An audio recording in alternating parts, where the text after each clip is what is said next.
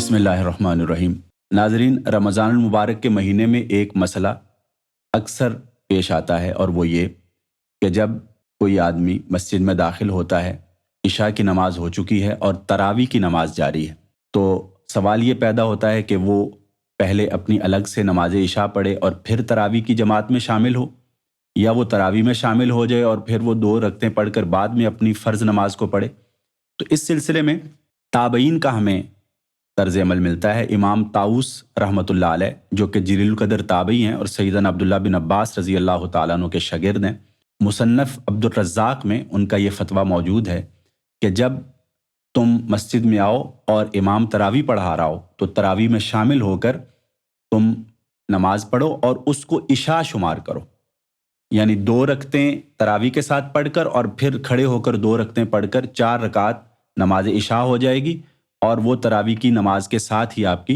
فرض کی ادائیگی بھی ہو جائے گی۔ اور یہی فتویٰ جو ہے وہ سعودی عرب کی فتویٰ کمیٹی کا ہے، اور شیخ ابن باز رحمۃ اللہ علیہ تعالیٰ کا بھی یہی فتویٰ ہے۔ سلف میں یہ مسئلہ نفل کی اقتداء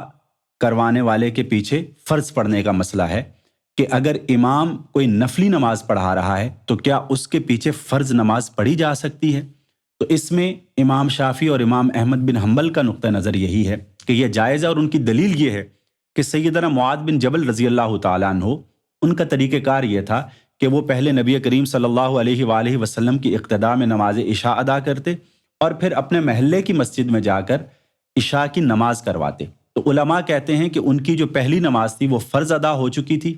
اب وہ جب دوبارہ عشاء کی نماز پڑھاتے تھے تو ان کے لیے وہ نفل تھی، جبکہ ان کے پیچھے پڑھنے والوں کے لیے وہ فرض تھی۔ تو اس سے یہ پتہ چلتا ہے کہ اگر امام نفل بھی پڑھا رہا ہے تو اس کے پیچھے فرض نماز پڑھی جا سکتی ہے۔ یہی مسئلہ